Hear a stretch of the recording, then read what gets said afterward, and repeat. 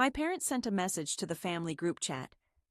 They said it would be best if I took a step back for now. My aunt quickly responded with a thumbs-up emoji. I answered, I understand. I will respect that and withdraw from the family fund as well. Later that night, I closed my contribution. Then, at 3:11 in the morning, my phone began buzzing nonstop. By the time the sun rose, I had missed 89 calls. My dad left a voicemail asking what had happened and explaining that the bank had flagged all transactions. I simply replied, I am honoring your choice. That was before they realized all the other things I took care of. The message was clear. It's best if you step away for the time being. It came through the family group chat, which included my parents, my aunt, and even my uncle, although he rarely spoke up. This time, he didn't have to say a word because his silence said enough. The message struck me hard at 7:42 on a Thursday evening. I was warming up some leftover curry, preparing to finish a spreadsheet before bed, when I saw it. We have talked and agreed it's best you distance yourself from the family for a while. Emily needs space, and so do we. Underneath, my aunt gave a thumbs-up emoji. Just like that. No phone call, no explanation, only that sign. I stared at the screen for a full minute, then typed back, I understand. I will respect that and also step away from the family fund. I did not wait for a response. That night, I logged into the shared account I had quietly managed for 5 years. It was the same account that covered my mother's insulin, helped my father refinance their second mortgage, and kept Emily's car running when her paychecks were late. I canceled my automatic payments. Then I shut down the account. At exactly 3:11 in the morning, my phone began to vibrate. It vibrated repeatedly. By daybreak, there were 89 missed calls. The final voicemail came from my father. His tone was trembling, upset, and frightened. What had happened? The bank had flagged all the transactions. Were you all right? Why would you do that? I responded to his message with just one line. I am respecting your choice. That was before they discovered how much I had quietly handled. To truly grasp why that message felt like a betrayal, you need to go back 5 years. To Emily's second time in the hospital.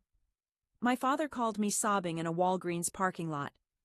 She is not going to make it, honey, he said. They refused to admit her without insurance. We have no funds left.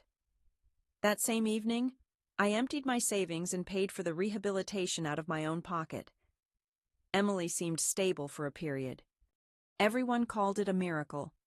But what no one ever said aloud, not even once, was that I had made it all possible. No one offered to pay me back. No one even asked how I was holding up. But it did not end there. When my mother was diagnosed with diabetes, I began paying for her medication. My father's hours at the warehouse were being reduced. Emily's condition kept cycling between stable and critical. And every time she relapsed, they turned to me quietly, desperately. At first, it was small amounts. $300 here for this month alone. Then they asked if I could create something permanent, a type of family emergency fund. I was 27. Single and working 80-hour weeks in finance, I convinced myself it was reasonable. I could manage it financially, so I took on the responsibility. I established the family fund under my name. I handled payments for my mom's medications, Emily's therapy copays, and even the phone bill whenever they fell behind. They entrusted me with all access, passwords, account numbers, balances, not out of trust, but because they wanted to avoid dealing with it themselves. They called me the responsible one, but what they really meant was the convenient one. My existence became a silent ledger of sacrifices nobody acknowledged. Meanwhile, Emily kept falling into downward spirals. She received a DUI in 2020, and I covered the lawyer's fees. She moved in with a man named Ryan who certainly was not abusive. When she left him abruptly in the middle of the night, I was the one who sent her enough money through Venmo for a hotel stay and groceries. I never got repaid a single cent. No one ever questioned where the money came from or saw the detailed spreadsheet I meticulously maintained just to keep myself afloat. They never realized I had to move into a cheaper apartment, forego vacations, and eat oatmeal for dinner more nights than I'd admit because it was expected of me. I was the financial firewall protecting them from hitting rock bottom. For a while, I accepted that role. Everything was manageable until the Christmas incident occurred 2 years ago. Emily threw a tantrum because I said I couldn't buy her new tires after just paying her rent. She told my parents I made her feel judged. That night, I received a message from Dad saying, "Just try to be a little more understanding. Sarah is currently in recovery. You have no idea how challenging that truly is." At that moment, something within me broke silently and subtly, not in a dramatic outburst, but like fragile ice shattering under immense pressure. I chose not to respond. Instead, I took a different approach. I began keeping a detailed record of everything. Every amount of money received, each bill settled, and every justification they offered. I saved backups, emailed myself bank statements, captured screenshots, not to use later as leverage, but to prove to myself that the exhaustion, the repetitive pattern, and the constant taking without any giving back were all very real. Then, just last month, everything reached a boiling point. Emily sent a message in the family chat saying, "Hey, I know finances are tight, but could the fund cover a yoga retreat in Arizona? It's important for my mental health." A yoga retreat costing $3,200. I deliberately did not reply immediately. I wanted to observe their reaction. My father, the same man whose overdraft I had rescued twice in the previous year, answered, "Sounds like something you really need. Let's see what we can do." My mother responded with a heart emoji. That moment made me see the truth. They weren't merely relying on me. They fully expected to exploit me. They treated the fund as if it belonged to them, and I was just a quiet benefactor. Any appreciation that once existed had vanished long ago, replaced with a sense of entitlement. The most shocking part, the true bombshell, came just 2 nights before Emily's message. We were on one of our routine family video calls, an event that often turned into a counseling session for Emily with me playing the role of an unseen cash dispenser. I attempted to share my own news about a recent promotion, but I could tell my words barely registered. I had just been promoted to director at the company. A huge salary increase, an enormous new responsibility. My dad cut me off in the middle of a sentence. "Sorry, can we go back to Emily's housing situation? She doesn't feel safe in her current place. They wanted to relocate her to a better neighborhood with my support." Of course, I refused. I didn't argue. I simply said calmly, "Maybe it's time for someone else to take charge." Silence followed. Cold, hard, offended. Then came that message 2 days later. "We think it's best if you step away for now." Aunt Carol's thumbs up felt like a stab in the back. They believed they were pushing me out. They didn't realize they were cutting the lifeline holding their financial world together.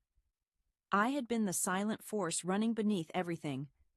The second I stopped, their whole system collapsed. It took exactly 36 hours for the chaos to begin. First, the overdraft warnings appeared. Then my mother's pharmacy started calling me. Then Emily, who once wanted space, left a voicemail that started softly but ended in a furious scream. "Why would you do this? You knew I was counting on that payment."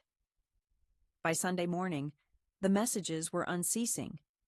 Dad flooded me with voice notes like a man falling apart in front of my ears. They kicked me out of the family group chat as if I had no place there. The mortgage failed to clear. "I thought you handled the insurance. Now the car isn't insured? What happened to the utilities account?" The bank froze our checking account, claiming there were multiple red flags. "You must fix this. Fix it now." As if I had broken something. As if I had not simply stepped back because they asked me to. The real issue was not that I stopped lending a hand. It was that no one ever understood how much I was the one holding everything together. Then came the family video call. My cousin Emily arranged it, pretending it was just to catch up. But the moment I joined, I saw their faces arranged in perfect little squares like a courtroom. Mom's lips were pressed so tightly they looked pale. Dad was pacing nervously. Emily had tears running down her cheeks. It seemed like a performance.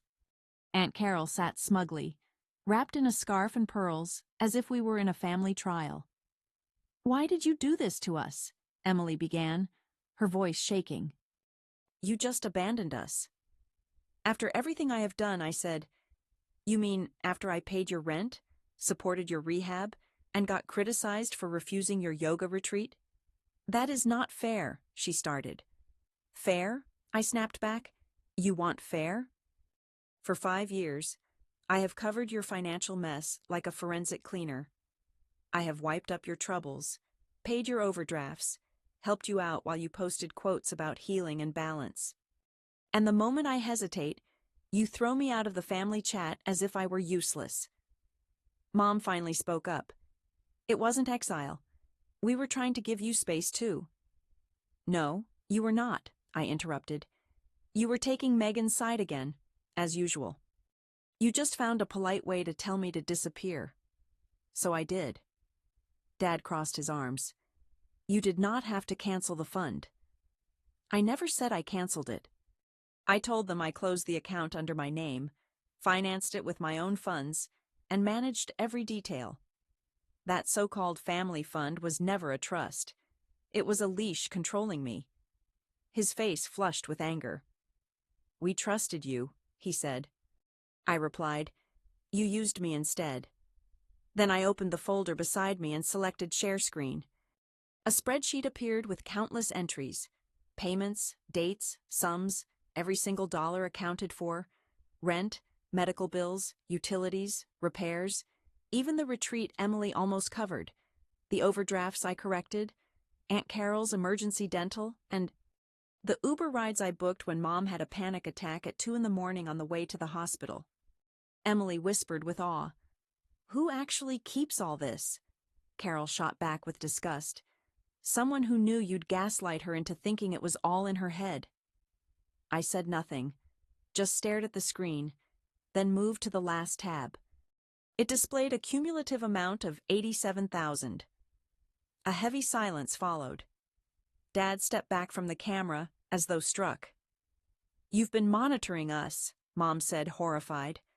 "No," I answered softly. "I've been enduring your chaos." Emily reacted like a child throwing a tantrum, lunging at the screen. "You're just bitter.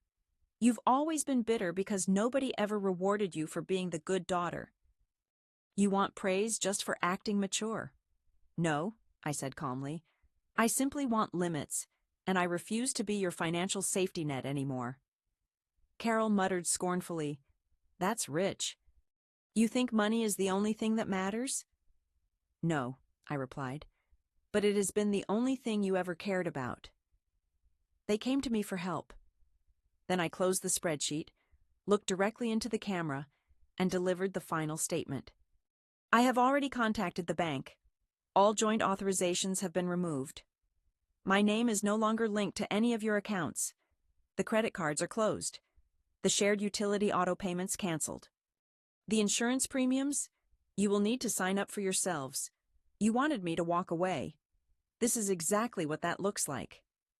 Mom gasped aloud. Dad's face drained of color.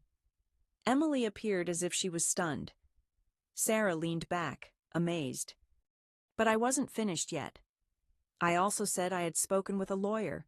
You will receive documents in the next several days. I am dissolving any legal connections between myself and the family, trust that was never formally established, just in case anyone tries to use my credit or open anything in my name again." "You are overreacting," Emily shouted. "You are cutting us off." "I am protecting myself," I replied. "From now on, I am not your plan B, your fallback, or your free ride." Dad looked defeated, but said nothing. Mom was quietly crying now.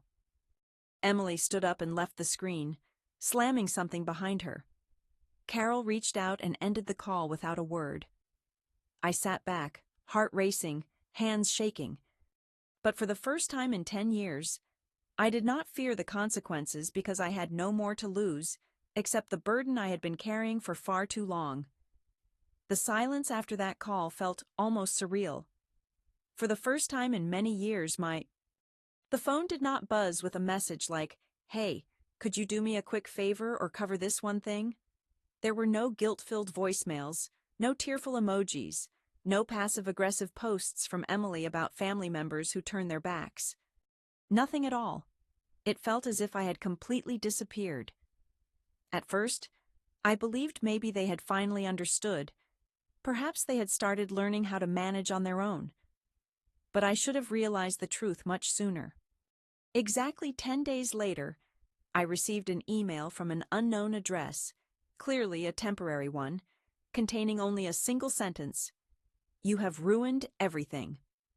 Attached were screenshots of unpaid bills, Emily's eviction notice, a final warning from the electricity company, and a declined credit card application listing me as the former co-signer. Things were falling apart fast and in utter chaos. The truth about those who rely on you is that they never stumble gently.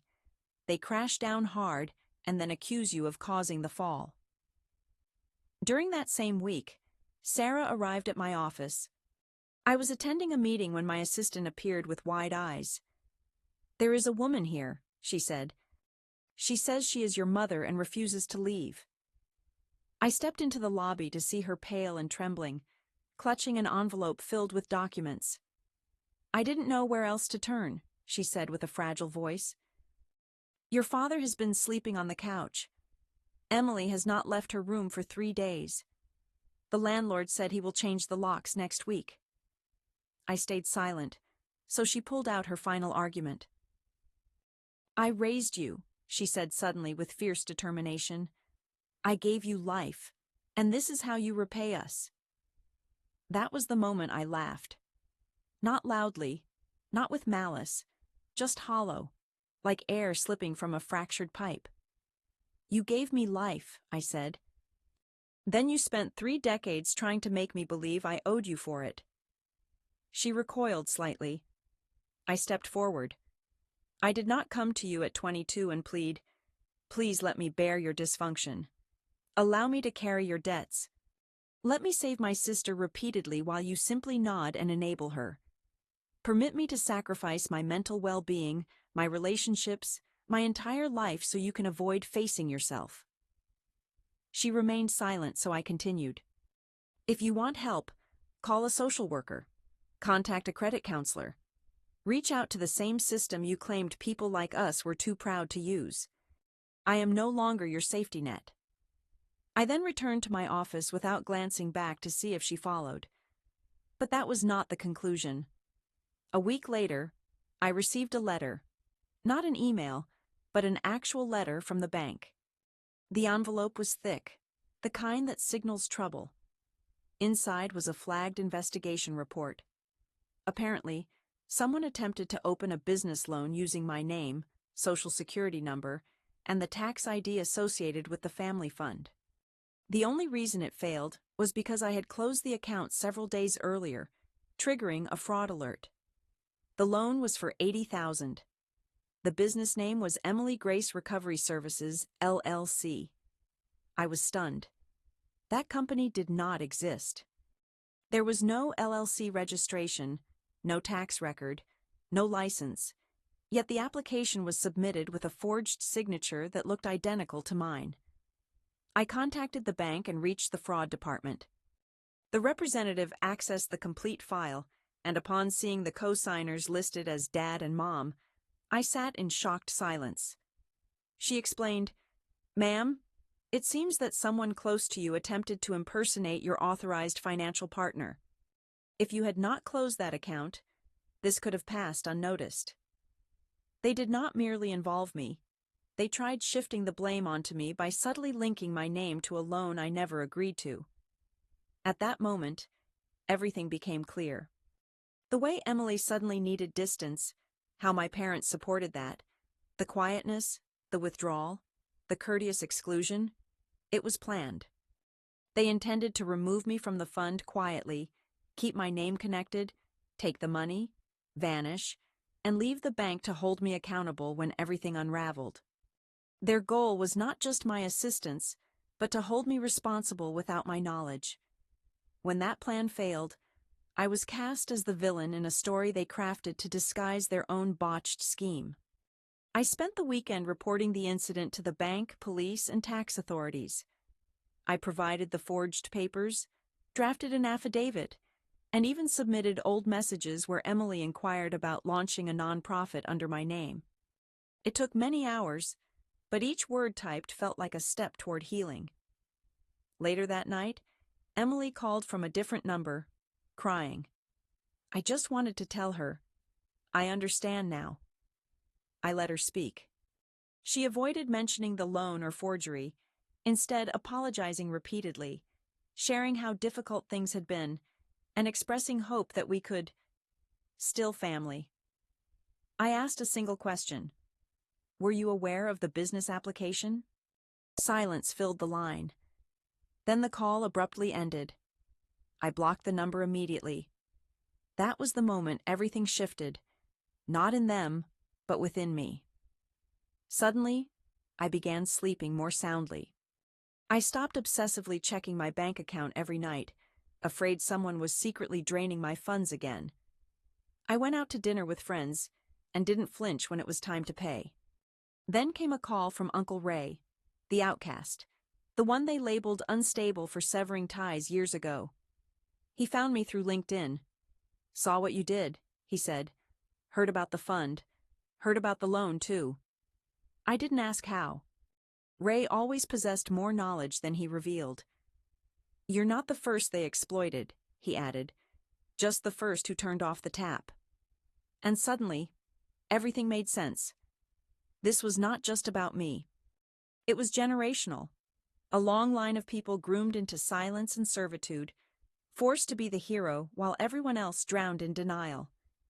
They saw me as the villain because I stopped playing that role. Let me share something about heroes. Most of them die penniless and worn out while the crowd applauds at their funeral. Not me. 2 months later, I relocated to a new city. New job, better co-workers, higher paycheck, no forwarding address. One day, in the quiet of my bare apartment with furniture still arriving, a message appeared on Facebook from Ryan. Yes, that Ryan, Sarah's abusive ex. It simply said, "Did not expect this. Thank you for standing by her, even when she was not deserving of it. I was not the only one she needed rescuing from." It stunned me completely. Not because I sought approval, but because it was the very first moment someone in that circle admitted the truth that I had been protecting them from their own mistakes until I chose to stop. And when I did, the quiet that came afterward was not guilt, it was liberation. It has been nearly 1 year, 12 months since I shut down the fund. Since the exclusion from the group chat, since the phone call at 3:11 in the morning that escalated into 89 missed calls, 1 voicemail, and a total financial disaster they did not anticipate. Since they applied for a business loan in my name without informing me, attempting to implicate me in $80,000 of fictitious recovery expenses. I expected to feel hollow after walking away. I thought remorse would creep in late at night as it once did, murmuring, "They are your family. Maybe you were too harsh. Maybe you could have saved them." But now, the only sensation I experience is tranquility. Not the fake sort. Not the kind you fake while holding back tears at Sunday dinner, when someone jokes that you are the responsible one. Genuine serenity. The sort that stops your phone from buzzing with anxiety. Where your finances belong to you. Where your limits stand firm. Where you do not feel sorry for being free. They attempted, naturally. Mom sent an email on Christmas Eve, saying the tree seemed emptier this year and attached a photo of it. Emily and her father sat together in the living room, smiling without showing their teeth, as if performing for the camera. On her birthday in March, Emily sent an email containing a 5-paragraph essay about reclaiming her strength. She concluded with a casual remark asking for help with covering her first and last month's rent. I never responded to either request.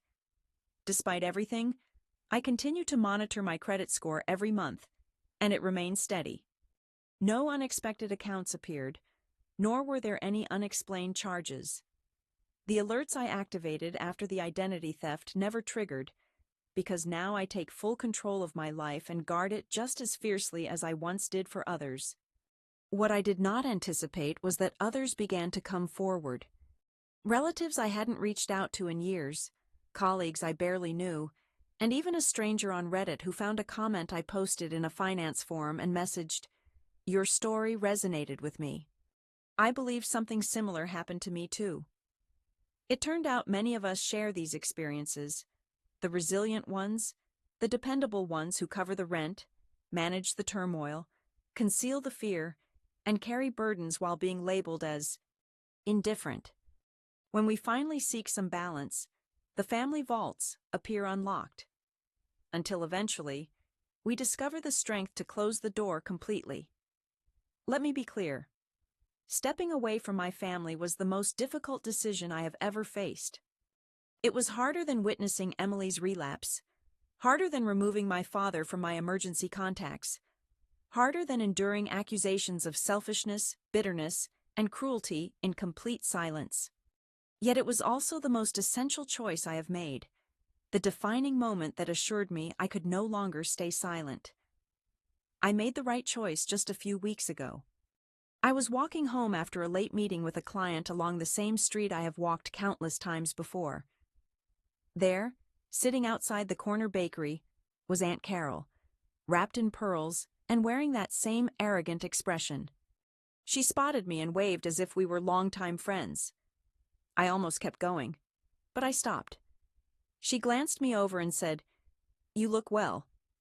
I replied, "I do." There was a moment of silence. Then, without any hint of humor, she asked, "Would you ever think about setting something up again for emergencies?" I burst into a deep, hearty laugh, and then replied calmly, "I already did. It's called my future." And I walked away. I'm not sure if they will ever truly grasp what they lost, or understand why I had to leave. Maybe they will rewrite the narrative, claiming I was selfish, volatile, or unappreciative. Perhaps Emily will publish a blog post about toxic family members and turn it into a podcast. None of that matters to me, because the truth is straightforward. I am not the villain in their tale. I am the one who finally broke free. By doing so, I secured something they never could offer me: freedom without any strings attached.